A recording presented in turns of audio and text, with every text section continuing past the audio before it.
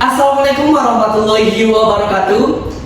Perkenalkan, kami dari kelompok 1 ingin mempresentasikan hasil kerja kelompok kami. Dan sebelumnya, kami berterima kasih kepada dosen pengampu Pak Muntaha Mardatila yang sudah mengizinkan kami untuk mempresentasikan hasil kerja kelompok kami. Nah, sebelum kita membahas tentang pembicaraan lebih jauh, ada baiknya kami memperkenalkan diri terlebih dahulu. Saya Ahmad Barul Ulum sebagai moderator, dan ada Lisa Nur sebagai pemateri pertama, dan ada Maifa sebagai pemateri kedua, dan ada Elis sebagai pemateri ketiga, dan ada Ningsi sebagai pemateri keempat, dan ada Nazwa sebagai pemateri kelima. Dan langsung saja, nah di sini kami mengambil sebuah subtema tentang pengadaan pegawai negeri sipil. Nah, perlu kita ketahui bahwasanya pegawai negeri sipil ini adalah salah satu pilar utama yang selalu dibutuhkan yang selalu penting di bagian tahap pemerintahan. Nah, seperti yang kita ketahui bahwasanya pegawai negeri sipil ini adalah hal yang sangat penting ataupun hal yang sangat penting untuk kita bahas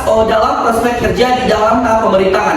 Nah, namun realita di lapangan perlu kita ketahui banyak sekali yang kita dapatkan tantangan ataupun hambatan-hambatan yang sudah ditemui dalam pengadaan negeri sipil tersebut. Salah satu contohnya adalah kecurangan ataupun nepotisme, yang dimana pada pihak pegawai negeri sipil ini banyak sekali kecurangan yang diadakan. Salah satu contohnya itu tentang pengadaan seleksi tentang pegawai negeri sipil tersebut. Nah, yang dimana di sini juga pada pembahasan kami kali ini ada baiknya nanti kami di sini membicarakan ataupun membahas tentang apa saja sih tahapan-tahapan yang dilakukan oleh pegawai negeri sipil, dan apa saja sih tantangan-tantangan yang dihadapi oleh pengadaan pegawai negeri sipil.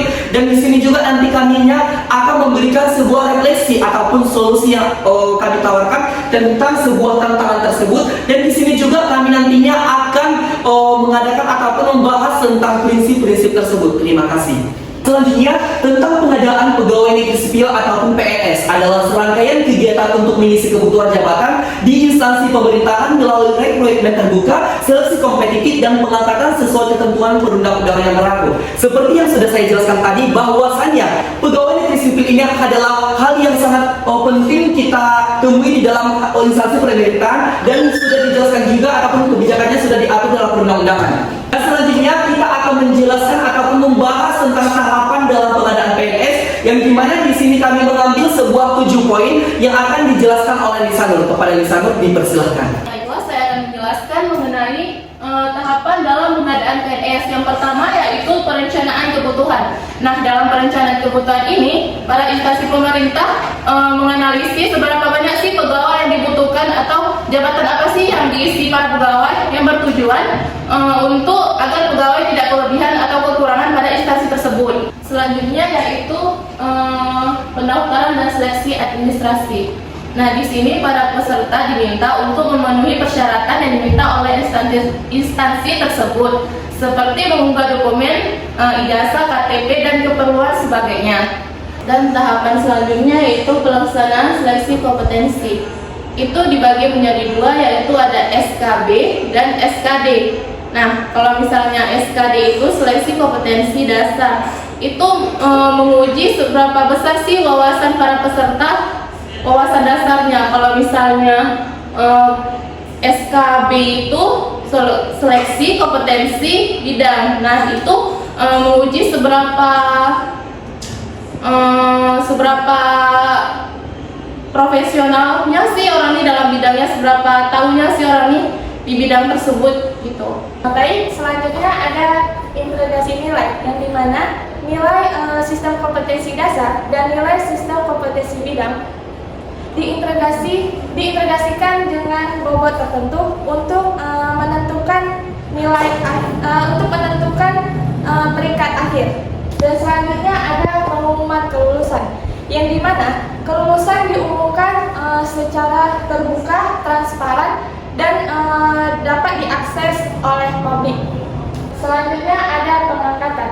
Nah, peserta yang dinyatakan lulus diangkat menjadi CPNS dan wajib mengikuti masa percobaan minimal 1 tahun sebelum diangkat menjadi PNS penuh.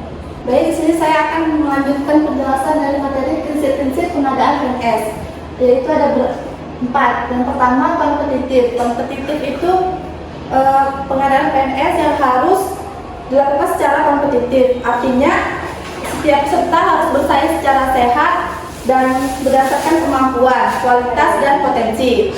Yang kedua, adil dan non-diskriminatif, yaitu semua pelamar harus dilakukan sama tanpa membedakan latar belakang, suku, agama, ras, dan jenis kelamin.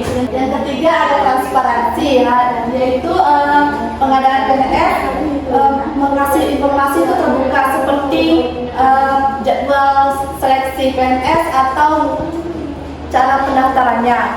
Yang keempat ada objektif dan berbasis prestasi, yaitu di mana tidak boleh ada pengaruh subjektif seperti kedekatan personal, tekanan dari pejabat, atau praktik suap. Tujuan prinsip ini adalah menghasilkan PNS yang berkualitas tinggi, profesional, dan dapat dipercaya. Selanjutnya ada tantangan dalam pengadaan PNS di Indonesia. Yang pertama ada praktik kecurangan dalam seleksi. Nah, saat proses pengadaan PNS berlangsung, banyak nih peserta yang melakukan praktik kecurangan. Misalnya tuh seperti peserta menggunakan joki untuk mengikuti ujian, lalu dokumen atau data pelamar dipalsukan, lalu ada juga yang menyuap agar bisa lulus. Nah, praktik inilah yang dapat merusak pengadaan PNS. Selanjutnya ada gangguan teknologi pada sistem seleksi, yang mana di Indonesia ini kan telah menggunakan komputer. Tujuannya tuh untuk prosesnya tuh lebih cepat. Namun proses ini tuh yang buat memperlambat. Contohnya tuh seperti jaringan yang tiba-tiba putus atau lambat. Lalu sistem ujian tiba-tiba error, dan ada resiko pemberantasan data. Nah, jadi kan peserta jadi takut nih untuk mengikuti ujian seleksi. Selanjutnya yang ketiga ada lemahnya pengawasan dan penegakan hukum. Yang mana tuh ini salah satu masalah besar dalam proses pengadaan di Indonesia. Contohnya tuh seperti daerah terpencil kekurangan PNS, dan malah sebaliknya di kota guru atau tenaga medis itu banyak. Nah, terjadilah kesenjangan pelayanan publik, yang mana daerah itu memiliki pelayanan yang lebih baik dibanding daerah yang terpencil. Di sini saya akan melanjutkan materi yang sudah dipaparkan oleh teman saya tadi. Di sini ada ketimpangan kualitas pelamar, yang dimana pelamar dari kota-kota besar dan kota-kota terpencil itu sangat jauh berbeda. Karena pelamar dari kota besar itu lebih pendidikannya, teknologinya, dan informasinya lebih maju, dan akan membuat ini peluang lebih besar untuk mereka lulus seleksi. Sementara itu peserta dari daerah terpencil kurang dalam kemampuan teknis dan akademisnya. Selanjutnya ada kurangnya sosialisasi prosedur seleksi. Meskipun pemerintah sudah menggunakan berbagai media untuk menginformasikan prosedur syarat seleksi, pada kenyataannya masih banyak masyarakat yang kurang paham tentang tahapan dan aturan pendaftaran. Terima kasih kepada kawan-kawan yang sudah berpartisipasi dan yang sudah menjelaskan pembahasan kami tentang pengadaan pegawai negeri sipil. Nah, yang dimana sudah kita ketahui bahwasanya PNS ini hal yang sangat dibutuhkan di instansi pemerintahan, baik itu swasta maupun negeri. Nah, yang dimana juga tadinya sudah dijelaskan kawan kita adalah Nazwa tentang prinsip-prinsipnya. Salah satunya itu bahwa kita adalah negara yang sangat maju. Perlu kita ketahui bahwasanya teknologi yang semakin canggih ini kita pelajari mulai dari sekarang. Kenapa? Karena di dalam suatu sosialisasi ataupun seleksi yang kompeten, kita itu harus bisa meningkatkan strategi kita untuk seleksi tersebut dibandingkan negara yang kurang maju ataupun negara yang terpencil di dalam suatu pedesaan. Cukup sekian hasil pembahasan kami pada kali ini tentang tema pengadaan pegawai negeri sipil. Mana yang salah mohon dimaafkan. Wabillahi taufiq wal hidayah. Wassalamualaikum warahmatullahi wabarakatuh.